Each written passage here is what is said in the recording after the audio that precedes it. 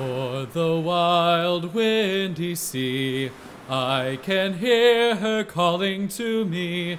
So let's heave away, haul away, and fill our eyes with the shore. Calls to friends, ale and light, and a tale to brighten the night. So heave away, haul away, and heed the siren song.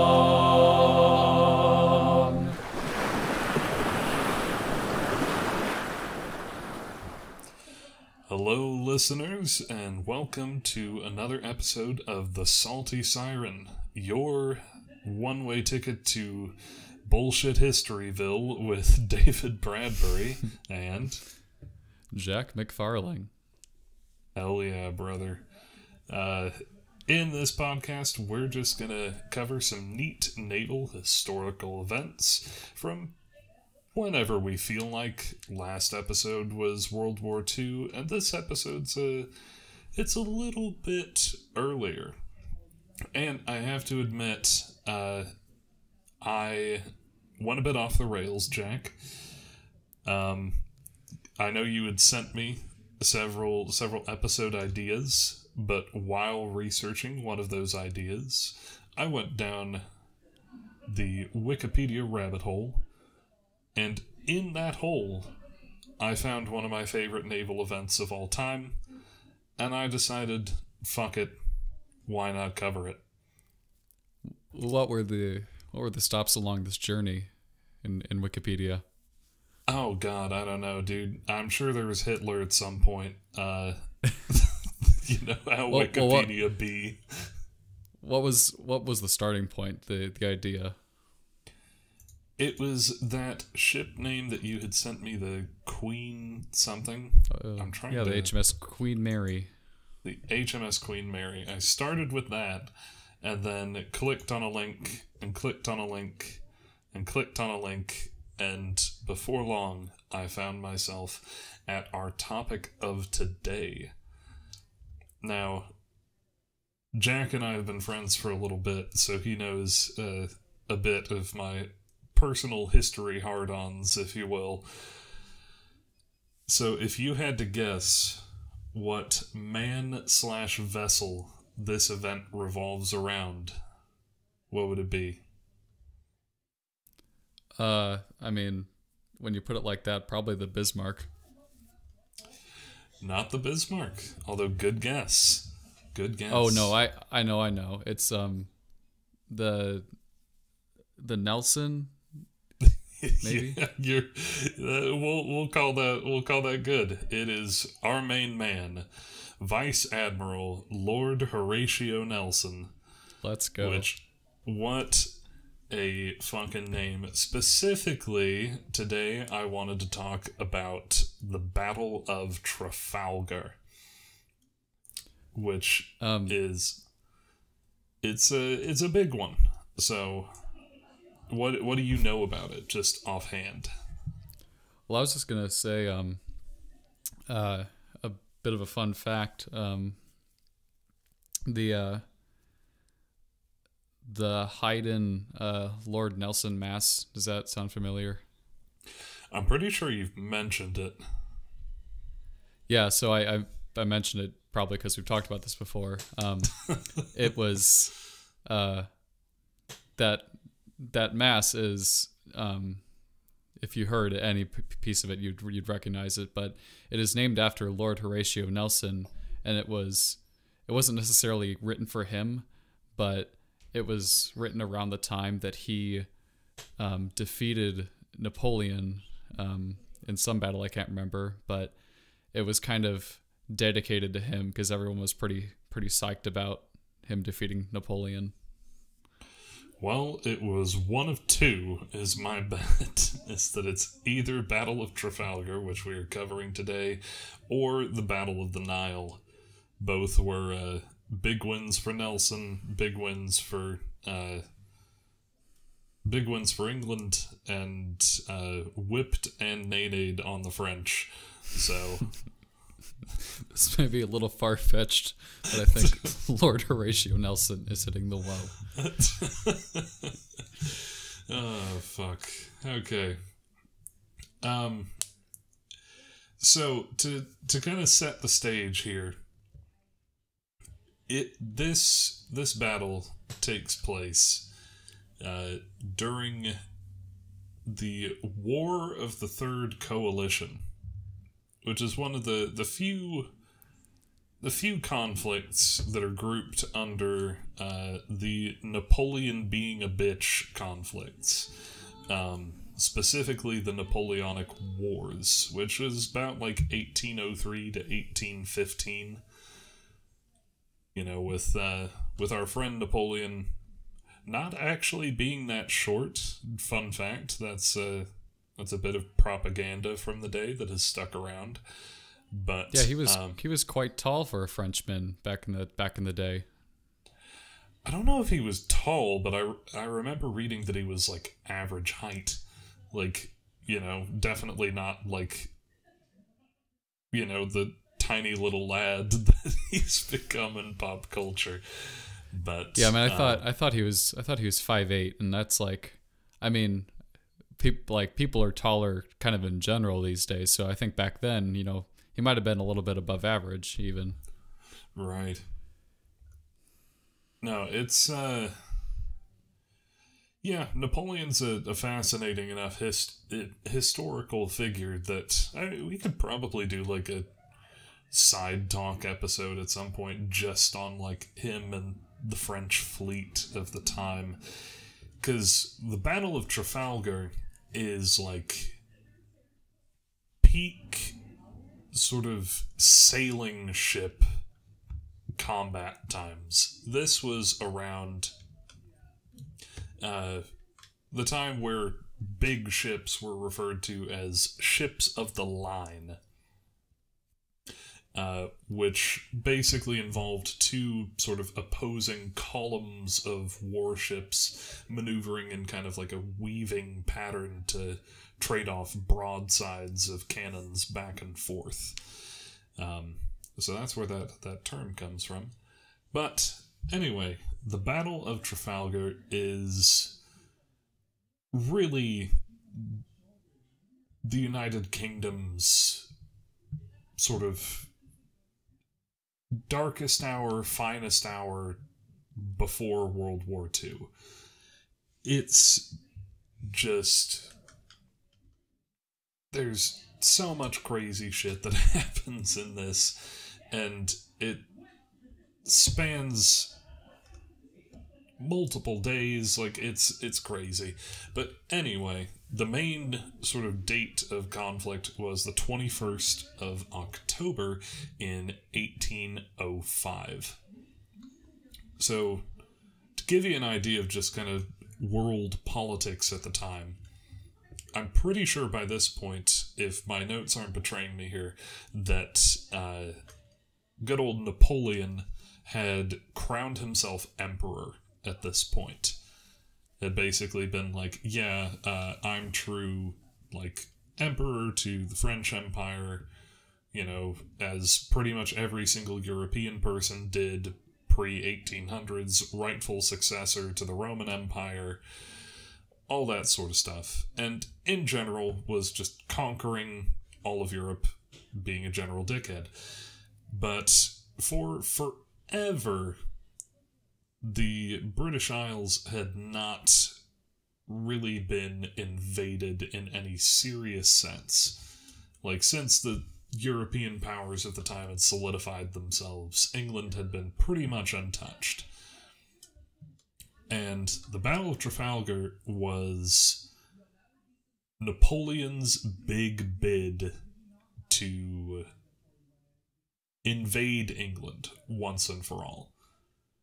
The general plan, as Napoleon wanted things to go, is that the French Navy and the Spanish Armada actually were bros and decided that they were going to form a blockade of the English Channel that would not only sort of keep out any British military vessels from sailing through kind of patrolling and keeping the waters clear, but it would actually keep the waters clear for the, oh, what the hell do you call it? Grande Armée, his sort of main military army. He was going to have them hold the channel so that the army could safely cross over and invade England. Needless to say, England was not a fan of this, and in general, caught wind of the plan. So the English started sort of rallying their biggest ships of the line. Of course, the Spanish and the French had all of their stuff there already. And who should England dispatch other than good old Lord Admiral Horatio Nelson? Horatio Nelson gets put in charge of the whole operation on the British side, and despite Britain's navy being, like, stupidly large at the time, between the combined efforts of the Spanish and the French, Nelson and his ships were outnumbered. In total, Nelson's forces had 27 British ships of the line, to the French and Spanish combined number of 33, which still puts into perspective how stupidly large Britain's navy was back in the day. Like, the two other biggest sort of military powers of Europe team up to take you down, and still are only beating you by 6. Yeah. Who was like Nelson at this period in history? Like, was he a big deal yet, or? Nelson was definitely a big deal. I believe prior to the Battle of Trafalgar, he had scored pretty major victories off of both Bonaparte and his forces, as well as their allies, the Spanish. The particularly large one, which we will cover in more detail in another episode, being the Battle of the Nile, where, so the story goes, he disobeyed direct orders and attacked the ships in the harbor of the Nile, sort of around the mouth, basically not giving them time to reposition, and just obliterated a much larger fleet and got a hold of a very important port in the process. I think he was already an admiral at that point, but the Battle of the Nile really catapulted Nelson from already a pretty significant figure to living national savior. And I mean, like you said, the dude had songs written about him, while he was alive. He was at the concert, and that might have been awkward. I don't know. If someone wrote a symphony for me, I'd be a little all right, thank you, but well, especially for Nelson, that I don't know. The few personal accounts of his that I've read over the years made him out to not be super self-absorbed, but I don't know. One could make the argument because of well, anyway, we'll get into it. So, the first few things that we want to kind of set up as the background of this is really just sort of more details with Napoleon. So, around 1805, First French Empire, Napoleon is like the undisputed military land power of Europe. But Britain's got the seas.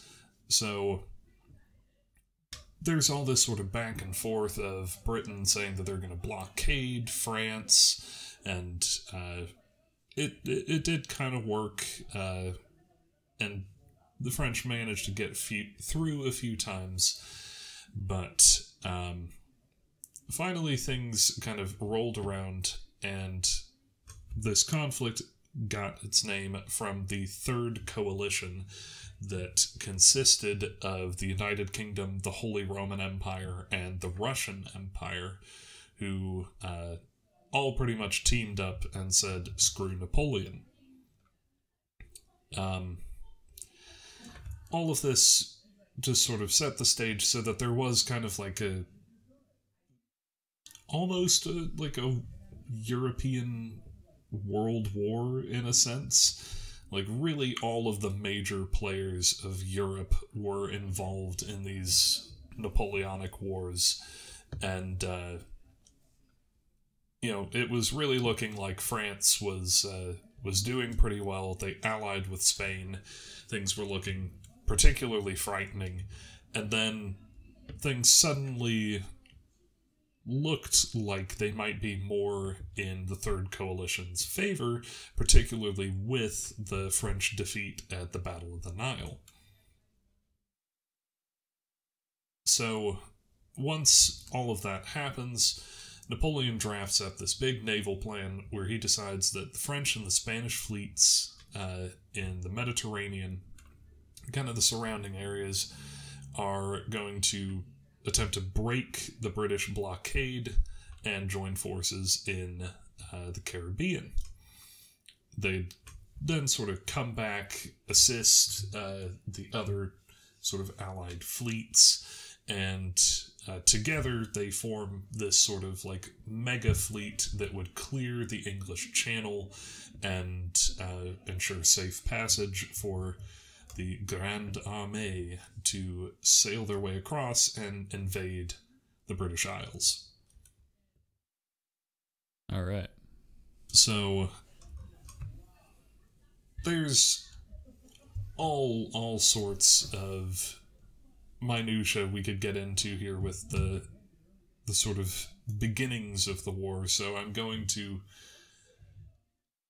attempt to again do more of some stage setting, but skipping over some major parts. So anyone listening, if I'm leaving out things that you think are important, who cares? It's my podcast. So in early 1805, good old Lord Nelson is commanding the British fleet, blockading Toulon. That's a city in the French Riviera, pretty large port on the Mediterranean coast, and a pretty major naval base. Nelson kind of adopted this loose blockade in hope of basically saying to the French, come on, try it, pussy. Like, that, he pulled his ships out far enough that he wanted to make the French think that they had a legitimate chance of, like, trying to break free, and so that it would draw them out of this naval fort, and they could have a more major battle in open waters. However, God, I'm gonna butcher this dude's name. The French admiral in control of the French fleet, Pierre Villeneuve? Villeneuve? I can't see it, so I can't help at all. Villeneuve. EUVE. Villeneuve? Villeneuve? Probably. I think it's Villeneuve. I am going to be crucified by the French if this ever reaches their ears. Well, you're English, so it was going to happen anyway. Yeah, fuck them. What do I care? So, Pierre Villeneuve the leader of the French Admiralty successfully managed to escape when some good old-fashioned storms blow in and kind of scattered the British blockade. Nelson then immediately adopts the phrase, "I'ma get you, bitch," and starts hunting the entire Mediterranean, making a guess that the French were trying to make a run for Egypt. But instead, instead took his fleet through the Strait of Gibraltar. Managed to meet up with the French around Cadiz, and then sailed as planned for the Caribbean. Which also, it's just nuts to me that they're like, oh yeah, dude, once we've kind of cleared our way away from the British fleet, let's just sail around the fucking planet and meet up there. Like, yeah, dude, why not? Like, it's just insane to me that, like, 100 years, well, really 200 years before this, all sorts of people were trying to make that trip and dying in droves on the way. And by the 1800s, it had become such a trivial thing that they were like, yeah, dude, once we get out of the blockade, head for the other side of the globe. Like, it's just wild. I don't know, back then there wasn't as much to do. They're like, I could either try and circumnavigate the world, or I could keep growing these cucumbers for the rest of my life. And your two options in life: sail or cucumber. Yeah, man. Oh Christ. Okay. So the next sort of step in this is that with the British just hunting all over in the West Indies, Villeneuve returns from the Caribbean to Europe and makes a real solid go at breaking this blockade at Brest. Nelson is kind of a bit wishy-washy at this point. He's still like, it's like when you're playing Call of Duty, right? And you're like looking down the hallway where like it's the only way the dude can come in, right? But you have to, and you're peeking and you're peeking. You have to reload. Like, you got like half a mag left, and you're like, I've got to at some point. And you watch that hallway for like 30 minutes. Okay, exaggeration, but like 2 solid minutes. And then you're like, why not? And you go to reload, and immediately a dude pops up and caps your ass. Like, right. It's sort of like decision paralysis that Nelson's like, if I'm wrong and they are going for Egypt and I like leave because there's kind of these reports of them returning to mainland Europe, then they just take Egypt, no problem. And so right. he kind of sits there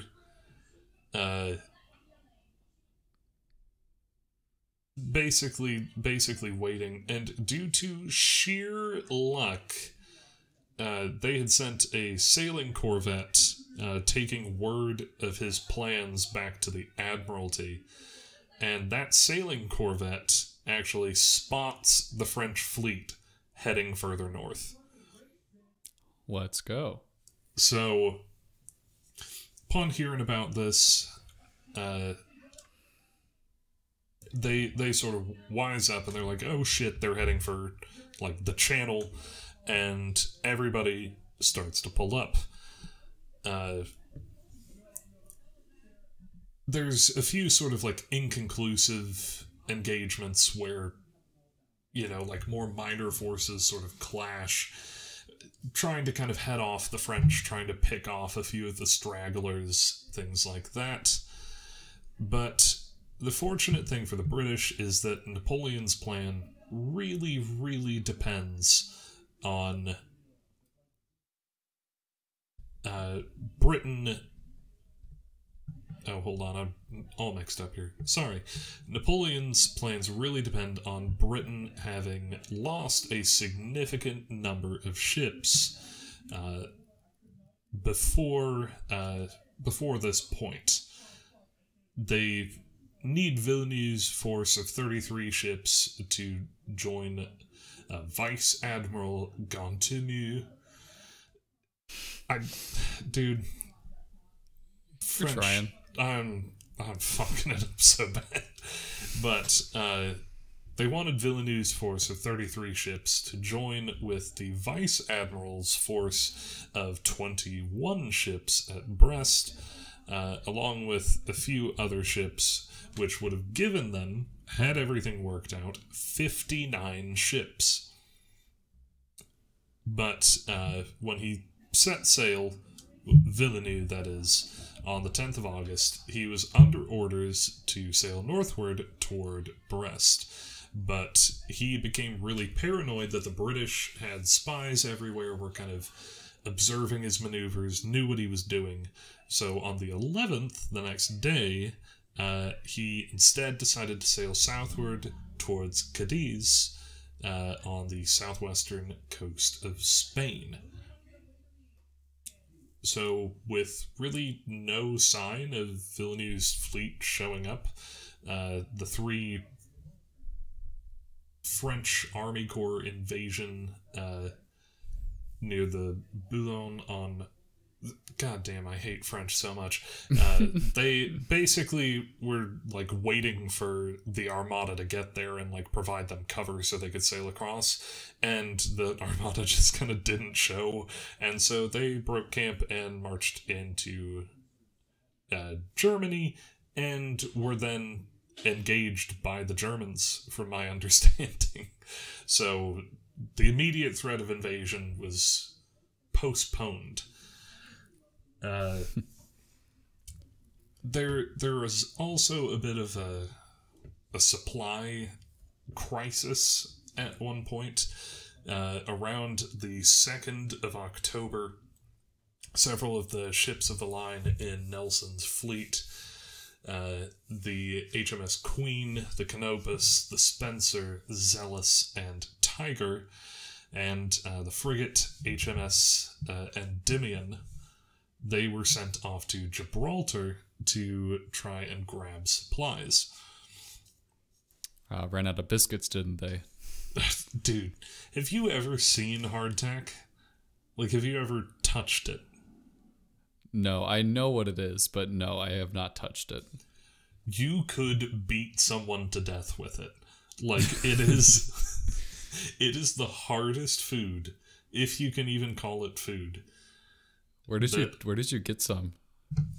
I had a really cool history teacher in middle school who brought some in when we were learning about the Civil War and was like, yeah, have some hardtack. There was just like the collective sound of teeth cracking. Like, oh, that's awesome. Yeah, it was pretty cool. The one thing that is kind of horrifying is that it's still like basically kind of a bread-like thing. Yeah, it's like a cracker that's really thick and absurdly hard. But apparently, like all food stores that you want to keep around for months at a time, it would get really, really nasty the longer into the voyage you were. And so,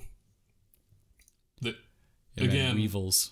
Yeah, fucking weevils. They would literally be like, go eat your hardtack in the hold so you can't see it.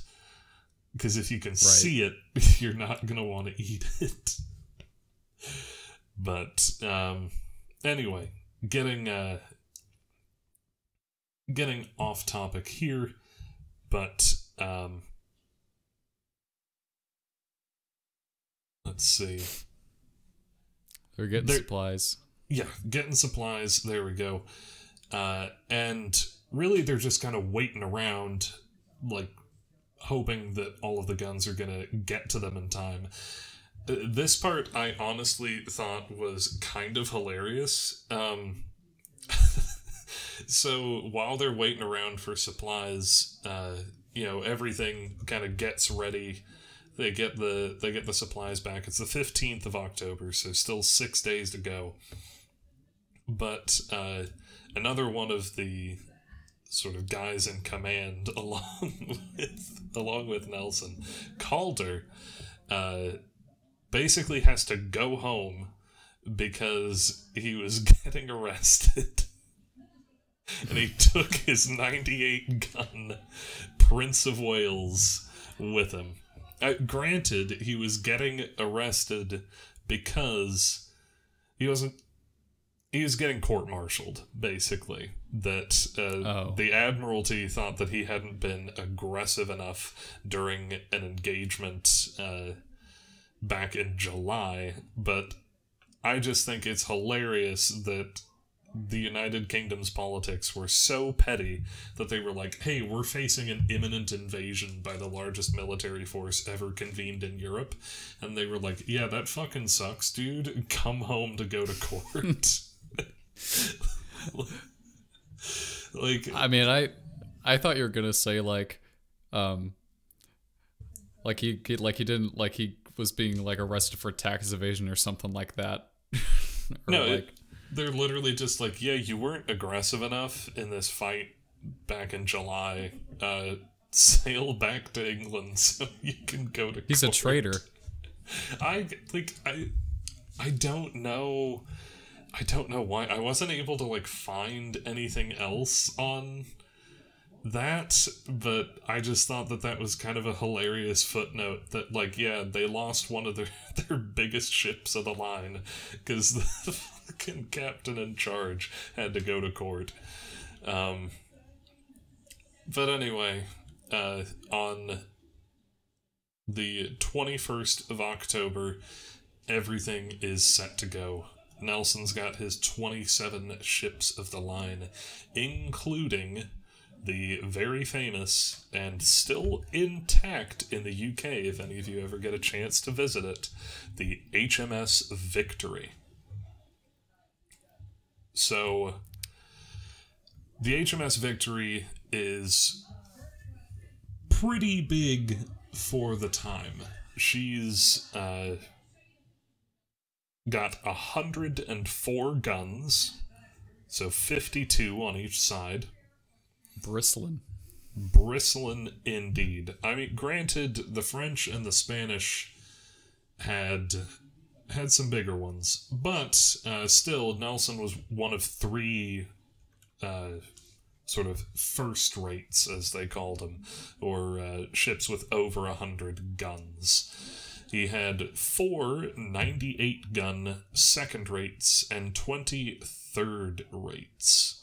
Third rates was about 64 to 80 guns and was kind of 2 decks. With second rate and third rates, you got 3 to sometimes even 4 decks of cannons. So they are absurdly big at that point. Which, I've actually been on the Victory, so a little side note, despite how stupidly large the ship is, the ceilings are still probably about 4 feet tall.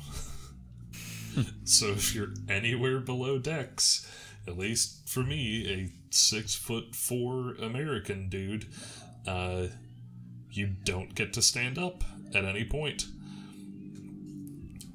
But, go ahead.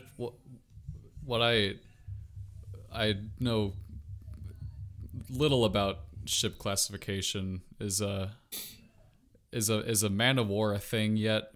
Is that kind of what you're the really big ones? Is that kind of what you're talking about, or is that later? So, from what I understand, a ton of different, the different naval powers of the time, for the most part, used somewhat different classification systems that, regardless, by this point, it was pretty much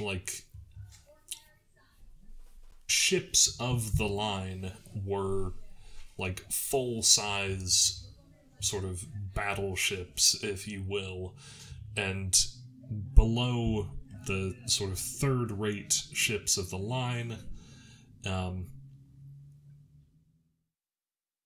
you had things that I think like frigates is the next smallest, which usually had like 40 to 30 guns, something like that.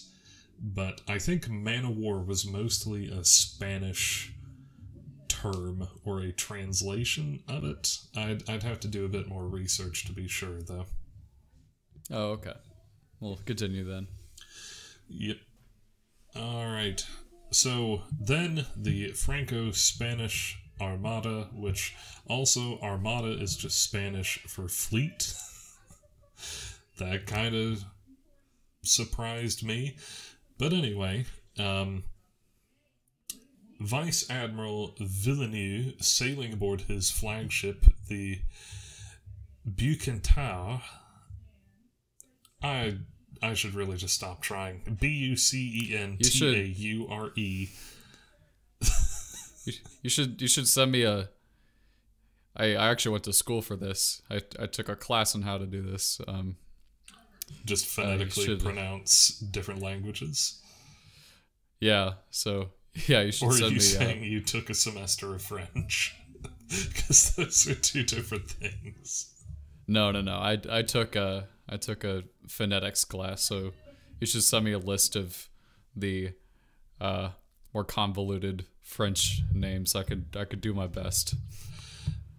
Yeah, because I mean, like the Spanish ones, I'm just like, oh yeah, it's this, and then like for some reason the French just love to fuck up names with vowels, dude, and they're all pronounced differently. So anyway, the good old Frenchies had 33 ships of the line, including some of the largest in the world at that time. The Spanish contributed 4 first rates. 3 of these, let's see. That makes no sense how I wrote that. But, the point is, there was a Spanish ship, the Santísima Trinidad, with 130 guns. 2 at 112 guns, the Príncipe de Asturias and Santa Ana, and they were all titanic compared to anything under Nelson's command. The 4th first rate for the Spanish had 100 guns.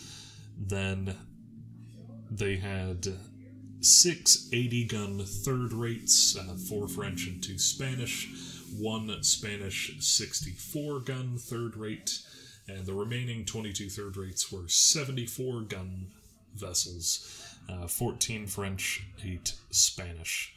In total, the Spanish contributed 15 ships of the line, and French contributed 18.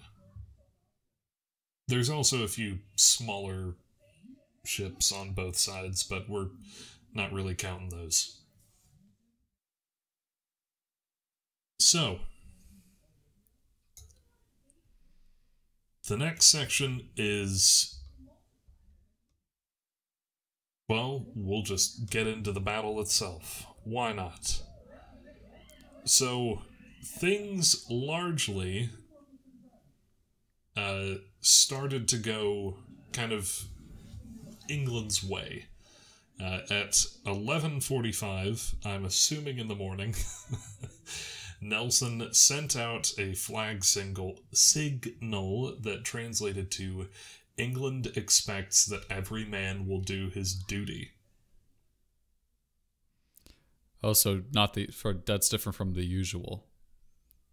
I assume so. It was noted at several points in the wiki articles I was going across, so I guess that must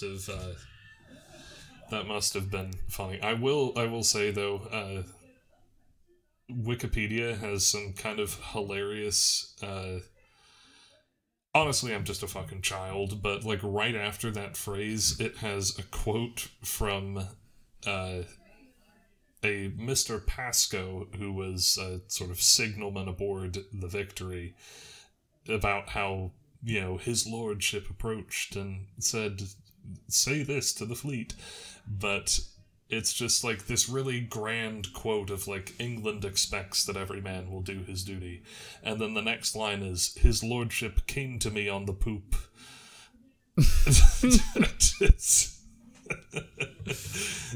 Bro, why did they call it that? That will never not be funny. I know. I legitimately don't understand. Well, my thing is like, so did they have like duty quotas? Like, did sailors say, oh, I'm gonna do a half duty today, and their manager was like, well, okay, but that means you have to do double tomorrow, and he's like, yeah, okay, that's fine with me. I just gotta go pick up my kid. Oh man. Let's see. So full duty. I guess. Let's see. Another note here, as some of you may have noticed from my previous wordings of things, England was pretty commonly used to refer to the United Kingdom at the time, because let's be real, if it weren't for the Nazis, the English would be the bad guys of history, and so Ireland, Scotland, and Wales, which they had all conquered, were broadly referred to as England, because, England is obviously the most important part of the UK, at least to them. But, the battle started, and the French and Spanish were in sort of this ragtag kind of curved line heading north. So, all according to plan at this point, the British fleet sees that the Franco-Spanish line is kind of coming at them in these, like, two separate lines, two columns, which they had sort of anticipated from their knowledge of the fighting styles of those nations. The first line, or the northernmost column, has got Victory with Nelson and a officer named Collingwood on the 100-gun Royal Sovereign leads a sort of second column for the British at that point. The two British columns then move west at almost kind of a right angle, and they make for a feint where they lead the column into sort of one particular pattern of attack, and then abruptly all switched. So Collingwood, the other guy in the Royal Sovereign, altered the course of his column so that the two lines sort of converged to make like one focused point. Again, more inspiring quotes. Collingwood is quoted as saying, "Now, gentlemen, let us do something today which the world may talk of hereafter." Let's break their ankles. Let's juke them. And I mean, like, all of this stuff was like they very abruptly turned, and like it, I guess when you're turning an absolute barge of a vessel, but the guy who is trying to respond to you is also in an absolute barge of a vessel, like, yeah, I guess it could be considered fast, but I can't imagine that these things were turning at any speed whatsoever. Yeah, I feel like when you're maneuvering something that big, it's like 4D chess. You're like trying to think about what they're gonna do, and when you respond to what they're doing, they're gonna respond to a different way of doing it. Yeah, I don't know. Actually, the next little section of this touches on that somewhat. So, during the beginning of the battle, and just the battle in general, winds were light to non-existent, and so all ships were moving extremely slowly. And also for a unique little sort of image or I guess to put yourself in the shoes of someone who was there, the foremost ships of the British columns were basically under the combined fire of the nearest sort of Franco-Spanish ships for almost an hour before they were even in position enough to begin to turn and fire their own guns. So they're playing the long game. But, dude, can you imagine being some poor British dude who probably got forced into service, and they're just like, alright boys, inspiring quote, and then what precedes is an hour? A straight up hour of just cannon shot, like slamming into your ship, into your friends, and possibly you. Like, you're just kind of sitting there for an hour being like, yep, we gotta wait to turn. Gotta just keep going forward. As cannonballs are just obliterating shit around you. Yeah, man, they're pulling out sandwiches. They're like, well, there's nothing we can do about it, so let's just, let's eat, I guess. Oh, jeez. But, noon finally hits, and Villeneuve sends the signal to engage the enemy. And the ship, the Fouilleux, a 74-gun ship of the line, fires the first sort of range-finding shot at the Royal Sovereign, that ship that Collingwood's in command of. So, Royal Sovereign was kind of unfortunate in this regard. So she had all her sails out, and had actually just come back from having the bottom of the ship cleaned, which, another little interesting bit about sort of this older naval history, is that you got a significant amount of speed out of your ship if you regularly cleaned all of the barnacles and things off of the bottom. Oh, yeah. Yeah, that makes sense. So, she had just come back from being cleaned, and with all her sails out, had kind of outran the rest of the fleet. And so, kind of sticking out, the Royal Sovereign just gets to the front and immediately starts getting shot at by the Fouilleux, the Indomptable, San Justo, and San Leandro, before sort of breaking the line and getting in between the vessels, just astern of, I believe, the Spanish Admiral Avala's flagship. And now I've lost my place. God damn it. But they break the line just astern of the Santa Ana, and this, again, kind of cool stuff. Because of the strategy the British have developed of trying to break the line, even though they got concentrated on by like 4 ships coming in, they're only really presenting their nose to shoot at.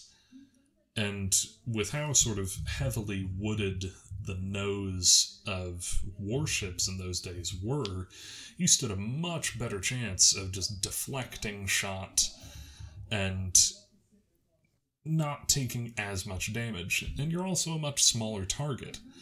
So, really, the Royal Sovereign managed to sail right up against the Santa Ana, just along her backside, which was very flat and very wide, and the Royal Sovereign had loaded a double shot where basically they used primitive sort of rockets, like almost torpedo-like things. But point is, they pulled up behind the Santa Ana and just gave them hell. Double-shotted, raking broadside, and right up the poop deck. Right at it, straight up the poop. And on board the Victory, Nelson basically sees that and is like, holy shit. Yo, dope shit. I mean, he has a much fancier, like, oh, I'm a lord kind of here. His actual words were, see how that noble fellow Collingwood carries his ship into action. But it, like, translates to, holy shit. Like, just seeing him... Translates to keggers, dude. Yeah, pretty much. But just... I mean, like, this dude literally charged, like, 4 of the largest ships in the fleet, and then just, like, absolutely wallops the flagship of the Spanish. And at approximately the same moment, supposedly, Collingwood remarked to his captain, man, what would Nelson give to be here? So they were pretty much both like, damn, nice. Nice. But the second ship in the British column, and this one is British, but still hard to pronounce, the the Belial was engaged by what I assume is a French ship, the L'Agile, Achille, Neptune, and Fouilleux, and within basically no time at all, their combined shot had ripped all of her masts off, disabled her rudder, and it was basically just... she was completely unable to fight, because her masts were, like, hanging over the edge of the ship, and the cannons just could not see or fire through them. But... dead in the water. Again, with how ridiculous this is, 45 minutes they kept their flag flying until other British ships came to the rescue. For 40 minutes... the Victory came under fire from the Heros, the Santissima Trinidad, the Redoutable, and the Neptune. And although a lot of their shots weren't being super accurate, they were still dealing some damage. They killed and wounded a number of the crew, and they actually shot off the wheel on the deck. So this is honestly part of the thing that I love about, like, old sailing medieval, or not medieval, good God, sailing naval combat, was that they shot off, you know, the wheel, so how the hell do you drive the thing? Well, they basically got down into the guts of the mechanism and were just, like, pulling on the rope of the pulleys to still maneuver the rudder. Yeah, just heaving with like a team of men on each. Yeah, pretty much. That they were just like, well, shit, there goes the steering wheel. Alright, 10 boys, get down there and start following our orders on, like, which side to tug on when we tell you. That's awesome. But,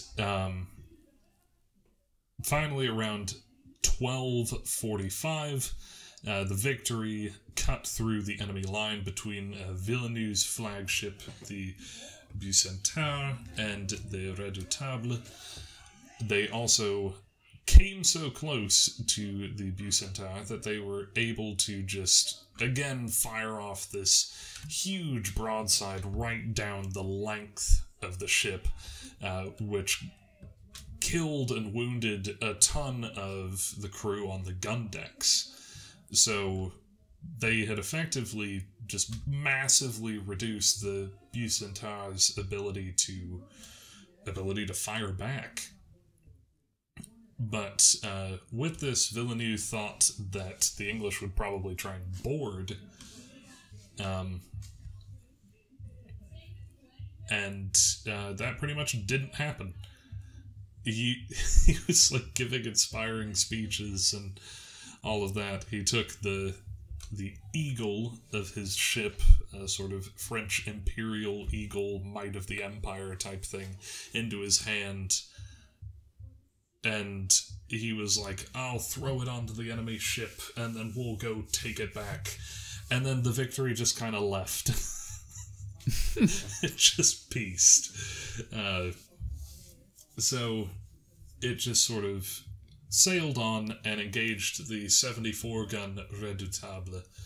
The Bucentaure was then kind of thinking, oh, well, I thought we were going to fight the Victory, and turned around to see the next 3 ships in the British column, the Temeraire, the Conqueror, and the Neptune, all pulling up on its block. So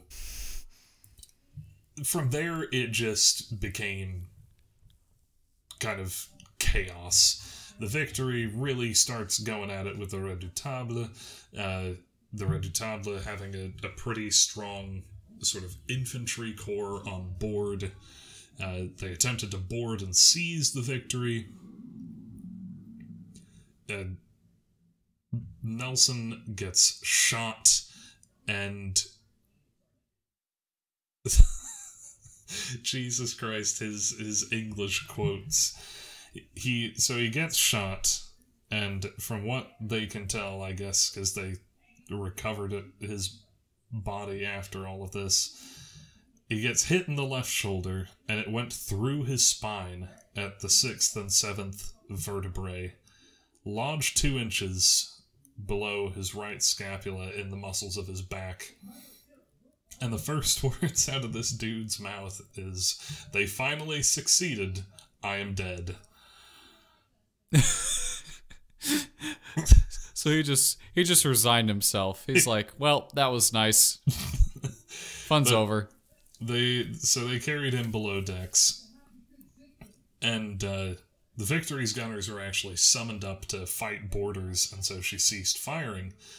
But the French were just hurling like a shitload of grenades onto the deck, which I didn't even realize that we really had grenades back then.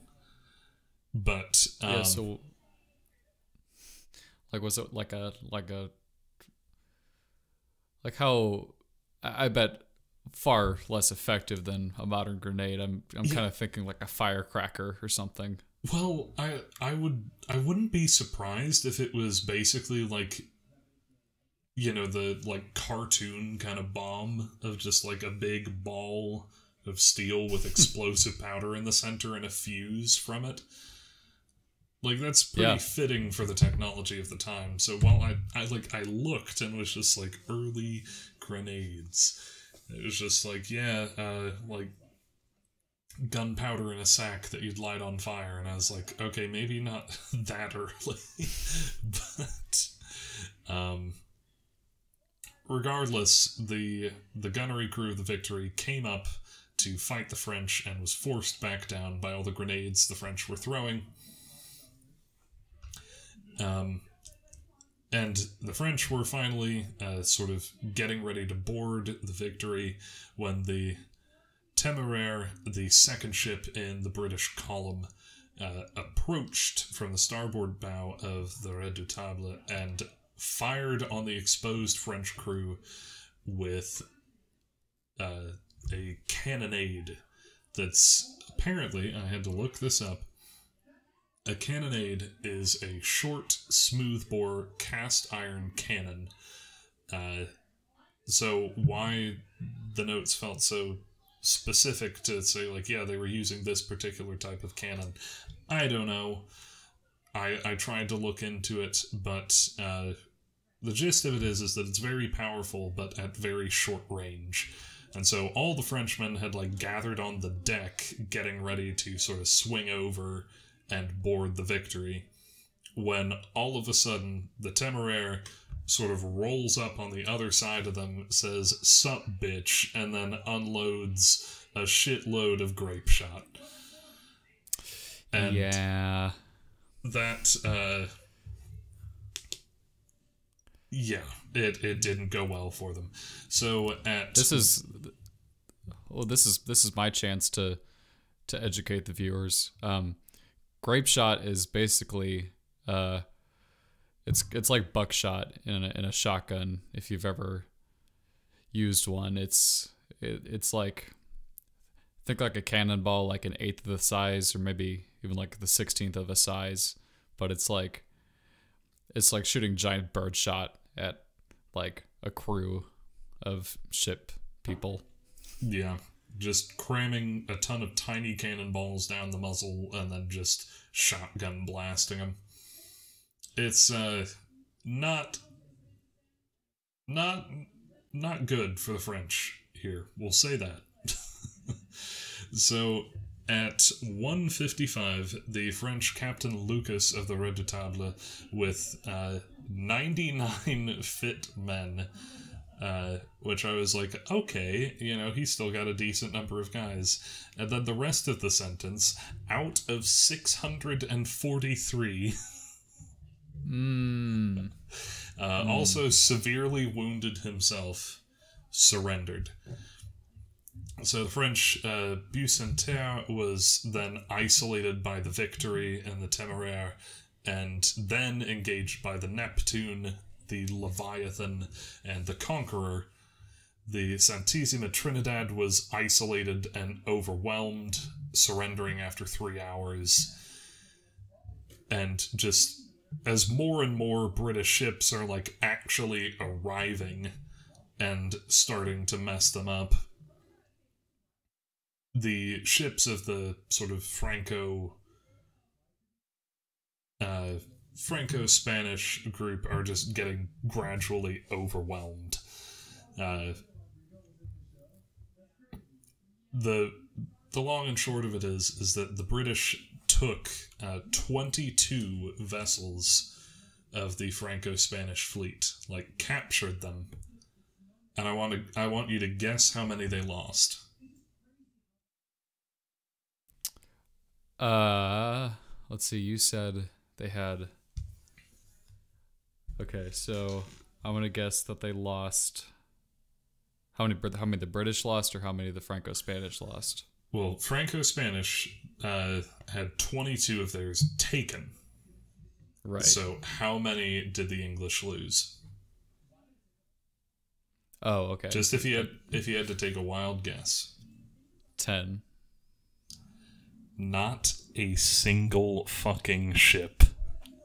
Whoa. Not one, dude.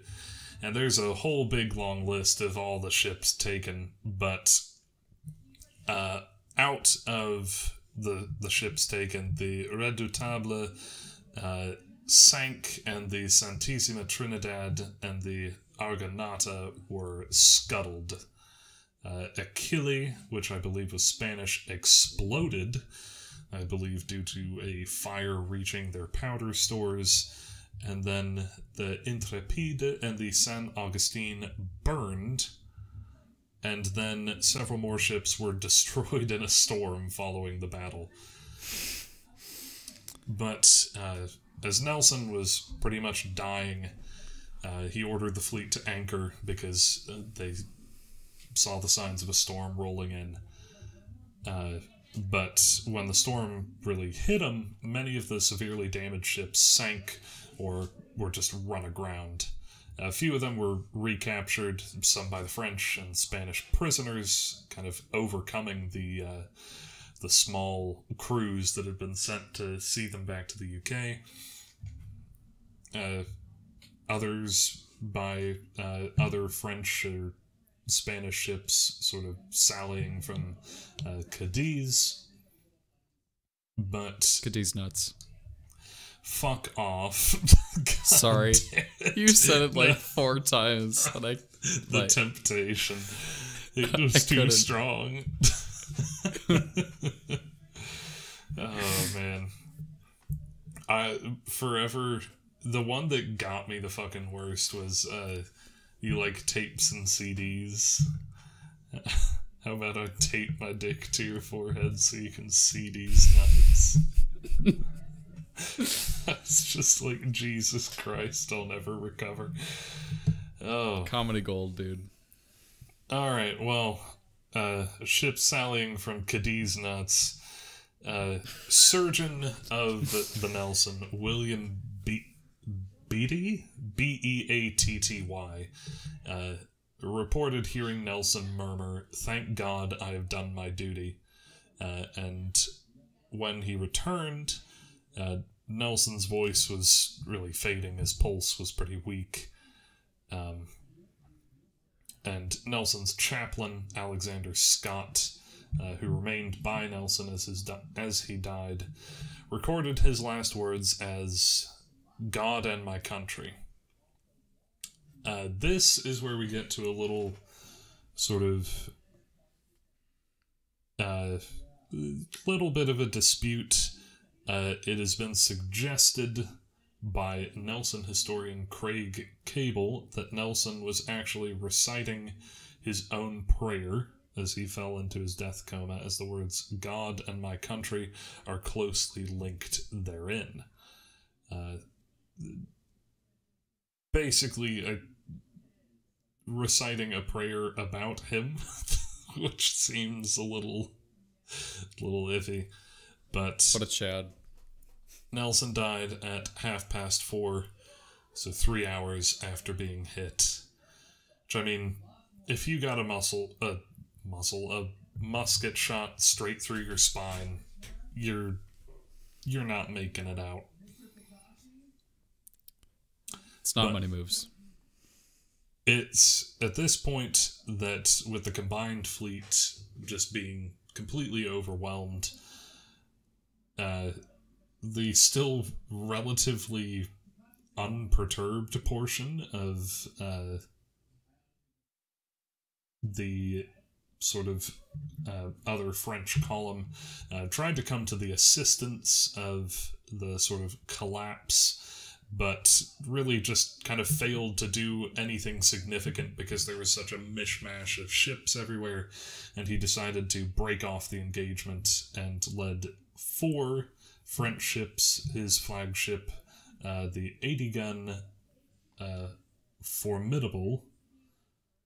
I swear there was another ship in here that was like Formidable or something. Anyway, and several others away from the fighting. But with that, things kind of drew to a close. Britain scored another gargantuan victory against the French with very little losses by comparison on their side. It's really this point that, like, took Nelson from, like, national hero and significant historical figure to just absolute Giga Chad, and is kind of remembered as being one of the most famous British figures of all time. The Battle of Trafalgar, like, single-handedly saved the UK, and it was pretty much all due to his plan of, like, what if instead of doing the traditional sort of ships of the line just weaving and trading at each other, we just charged right at them. Which, like, it's literally Leroy Jenkins just working, which is kind of crazy. But, I mean, like, it honestly does kind of make sense, because if you're thinking of, like, those, 1700s, 1800s sailing ships, you can only really present 50% of your firepower at a time.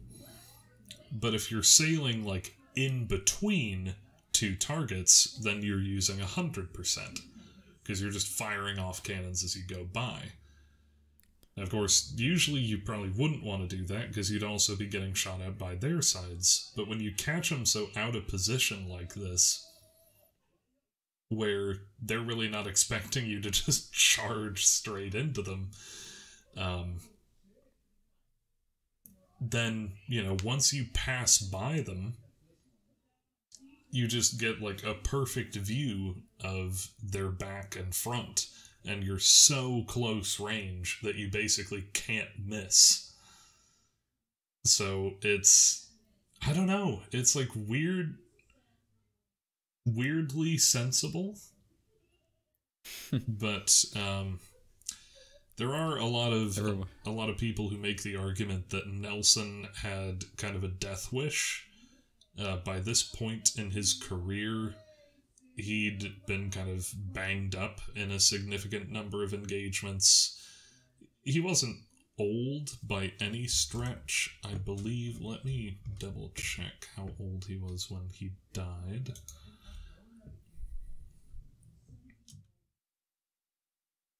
Did anyone tell Nelson his KD before he died? Dude, if they read your stats off when you're passing into the afterlife, his has got to be real fucking up there. But he was 47, but still, he had been in the Navy since like he was a kid. 'Cause that. Oh yeah, he's got sea miles on him. Yeah, like apparently it was a pretty common thing to happen back then, that, you know, basically if you were like a well-to-do family, you would want your son to sort of improve their status by rising through the ranks of the Navy. And so you would basically just be like, all right, little Horatio, you're 12 now, time to go be a cabin boy. So that you can just, like, absorb all of this naval knowledge as you grow up. So that when you're, like, you know, actually in your 30s, or, like, I think he got his first command by 20, you just, like, really know your shit. Because you've already had, like, 9-10 years of experience. Yeah. I mean, I bet, like, when you're a kid that age, that sounds like the dopest shit when they say they're gonna send you to the Navy and you're gonna, like, do all this stuff, and then, like, I assume at some point you figure out that it sucks, but, like... Yeah. And, again, if I'm remembering my sort of precursory readings right, by the time he passed in Trafalgar, he was blind in one eye and missing an arm from wounds sustained during his lengthy career. And so there are some people who make the argument that both the Battle of the Nile and the Battle of Trafalgar, that really sort of cemented him as a national hero, were him just hoping to die. And I mean, he got his wish in Trafalgar if that's the case, but still, man. Yeah, this dude dies in style. Yeah, good God. Which also, his official, like, portrait to tell you how British my dad is. We have, like, a big, like, oil painting recreation of Horatio Nelson in our house. So, yeah. Very good. He's a fascinating figure, and the Battle of Trafalgar is pretty interesting as well. So now that you've gotten a sort of basic run through of it, what are your thoughts? You know, what'd you think? Yeah, I mean, it was a lot of, like, so many battles. It was, kind of a storm of different things coming together to become what it became. But I mean, yeah, everyone was the Spaniards and the French. They were just trying to do too much, and Horatio just said, "Let's just fucking charge them. Just fucking send it, lads." I don't know. It's also there is like a good amount of kind of nobility to it too. That it's like, hey, if shit goes south here, England will be invaded. So we have to win this. And I mean, granted, a bold strategy, but it paid off. Yeah, he saw his opportunity, so he took it. Yeah, which again, this was part of like they were like, oh yeah, he turned very quickly and charged them, and it's like it literally took an hour of like the lead ship being shelled as it steadily approached, and they kind of just didn't get out of the way. So it like I feel like you could have like turned and started like moving / running at that point, but I guess we also have to keep in mind that they're literally communicating via signal flags. Yes, that's true as well. Like, if you wanted to be like, hey, ship next to me, fucking move, I need to get out of here. Like, that, the rough approximation of that phrase of, like, ship name, move, starboard, like, that'd take, like, 15 minutes to fucking, like, put up. And then they're like, oh, okay, they need us to move. Then you gotta put up the, like, yes, sir, and then fucking sail out of the way. So I guess 45 minutes or an hour, or however long it was, I guess that's a bit more believable. It's a reasonable amount of time. Yeah. But yeah, so that is our episode on the Battle of Trafalgar. I promise for the next episode, I will actually research one of your suggested topics, but I just came across this, and I just love the story of it so much. Especially... Yeah, man, Go ahead. I just wanted to pitch in some ideas, but... Yeah. No, we'll get to everything in time. As another favorite podcast of mine says, tap the sign. And the sign says, eventually. You asked this last time, and I think it's fun. What's going on with you? Not naval history related. Destiny 2 has dug its talons into my soul, and I fear they may never leave. Oh, dude, it's been a lot of fun. For those of you not in the know, Destiny 2 is a game by Bungie, the same guys who made the first 4 Halos. 6. I don't know. They made 1, 2, 3, ODST, and Reach. So 5. Okay. But, anyway, of Halo fame, Destiny 1 / Destiny in general is a looter shooter, as they call it.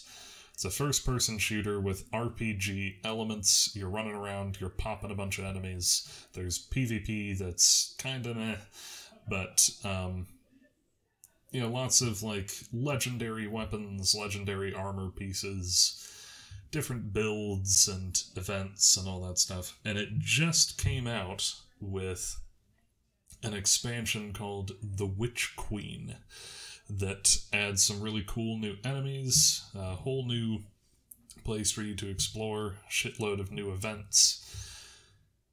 And the return of legendary campaigns from back in the Halo days, which I just completed a few days ago, and I only cried twice.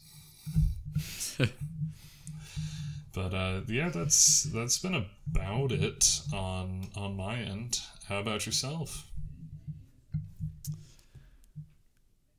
Pacific Rim is not a perfect movie, but it's a fucking fun one. It has got to be. I think it's easily like the best monster movie of like our generation, and at least, and maybe like of all time. Like it is so dope. Yeah, man, I love Pacific Rim. I don't care what anybody else says. My only criticism of it is that, like, they spent all this time being like, look at how fucking cool all these other, like, mech pilots and, like, their mechs are, and then, like, all of them get their shit kicked in so quickly. Except the main one. But yeah, they had to move the plot along, I guess. No, I understand why, and I think it works, but I was just like, dude, the fucking triplets with their, like, 3-armed mech, weren't they, like, from China or something? Yeah, it was like the Chinese, like, Crimson something was the Jaeger. Yeah, I thought that thing was so sick. Which also, I just love the word Jaeger. Even though it literally just means hunter. But also, Speed Racer is still a great movie. God damn it. Jack will forever die on the hill that the live-action Speed Racer movie is actually good. That hill is my Halo Reach mission survive. That is my hill. It's just like the instant you speak that opinion aloud, everyone in the room is just like, what the fuck? No. Oh man. I mean, it's enjoyable in the campiest way. I mean, fucking seeing John Goodman kick a ninja in the ass and go, ninjas more like nanjas, almost makes the entire experience worth it. Oh man, yeah, it's the corniest shit, but that's why I love it. Oh god. Well, alright. Pacific Rim, Destiny 2, and the live-action Speed Racer movie aside, we hope you guys have enjoyed this episode of The Salty Siren in all of its shit and silliness, and maybe a little bit of history sprinkled through. Jack, do you have any last notes for the listeners before we head out of here? You all have a good day.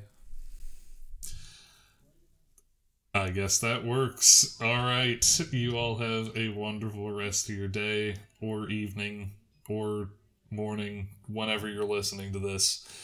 And we'll see you next time. Cue the shanty music. Oh, Johnny, Johnny, call and hear the ancient song of sailors long forgone and sailors still to be. A sweet and solemn tune spoke gently by the tide. Oh, Johnny, Johnny, fall, join the song.